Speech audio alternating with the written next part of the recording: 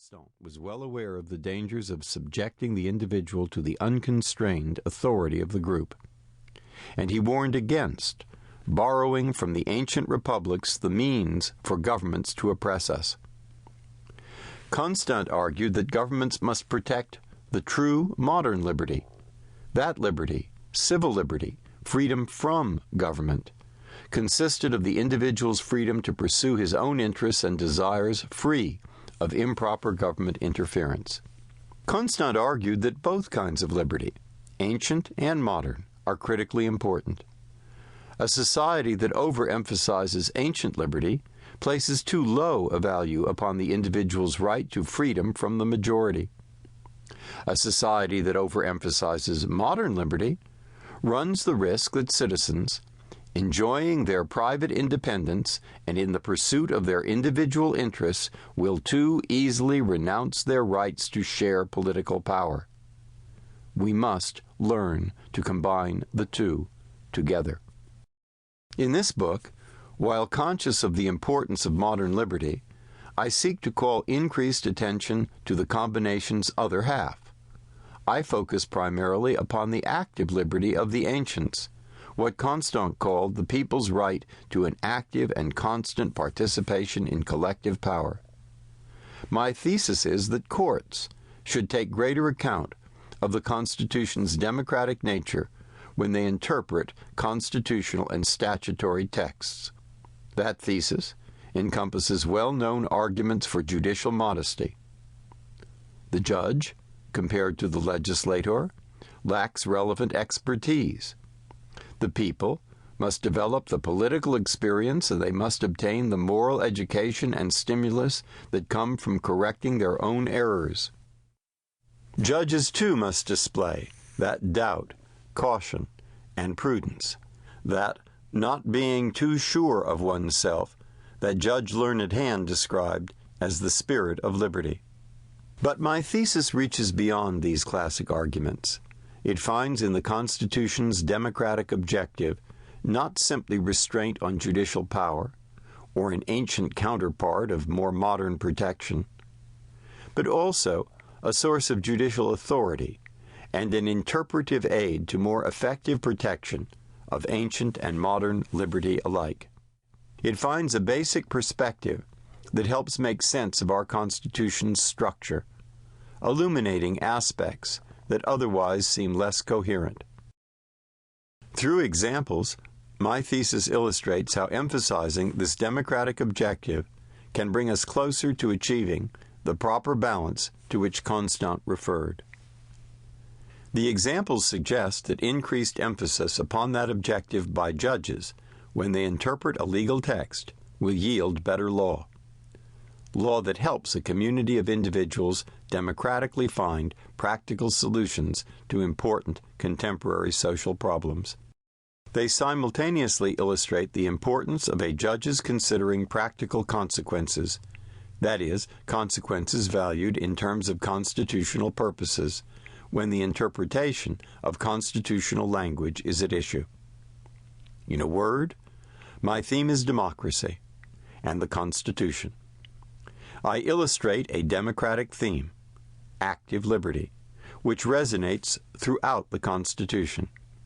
In discussing its role, I hope to illustrate how this constitutional theme can affect a judge's interpretation of a constitutional text. To illustrate a theme is not to present a general theory of constitutional interpretation. Nonetheless, themes play an important role in a judge's work. Learned Hand once compared the task of interpreting a statute to that of interpreting a musical score. No particular theory guarantees that the interpreter can fully capture the composer's intent.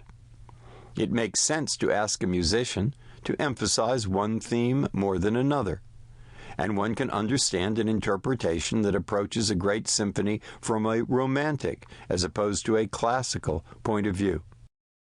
So might a judge pay greater attention to a document's democratic theme, and so might a judge view the Constitution through a more democratic lens.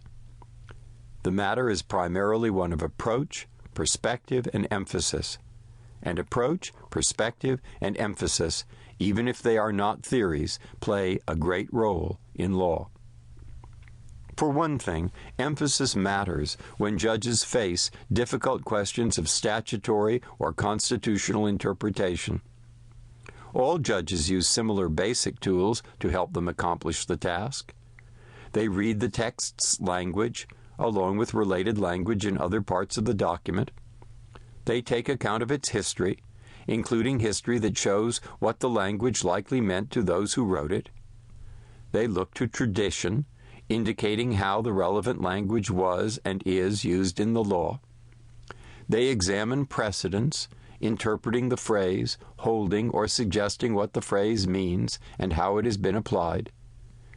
They try to understand the phrase's purposes, or, in respect to many constitutional phrases, the values that it embodies. And they consider the likely consequences of the interpretive alternatives, valued in terms of the phrase's purposes. But the fact that most judges agree that these basic elements, language, history, tradition, precedent, purpose, and consequence, are useful, does not mean they agree about just where and how to use them. Some judges emphasize the use of language, history, and tradition. Others emphasize purpose and consequence. These differences of emphasis matter, and this book will explain why. For another thing, emphasis matters in respect to the specialized constitutional work of a Supreme Court justice. In my view, that work, though appellate in nature, differs from the work of a lower appellate court in an important way.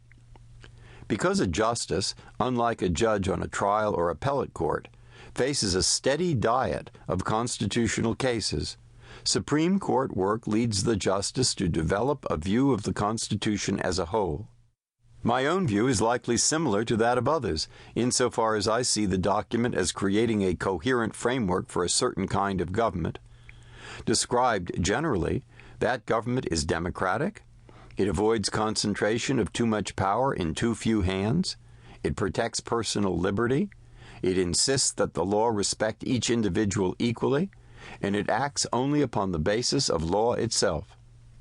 The document embodies these general objectives in discrete provisions. In respect to democratic government, for example, the Constitution insists that Congress meet at least once each year, that elections take place every 2 or 4 or 6 years, that representation be based upon a census that must take place every decade, and it has gradually extended the right to vote to all adult men and women of every race and religion. It also guarantees the states a republican form of government. But my view can differ from the views of various others in the way in which I understand the relation between the Constitution's democratic objective and its other general objectives. My view can differ in the comparative significance I attach to each general objective. And my view can differ in the way I understand how a particular objective should influence the interpretation of a broader provision, and not just those provisions that refer to it directly. These differences, too, are often a matter of degree, a matter of perspective or emphasis, rather than a radical disagreement about the general nature of the Constitution or its basic objectives.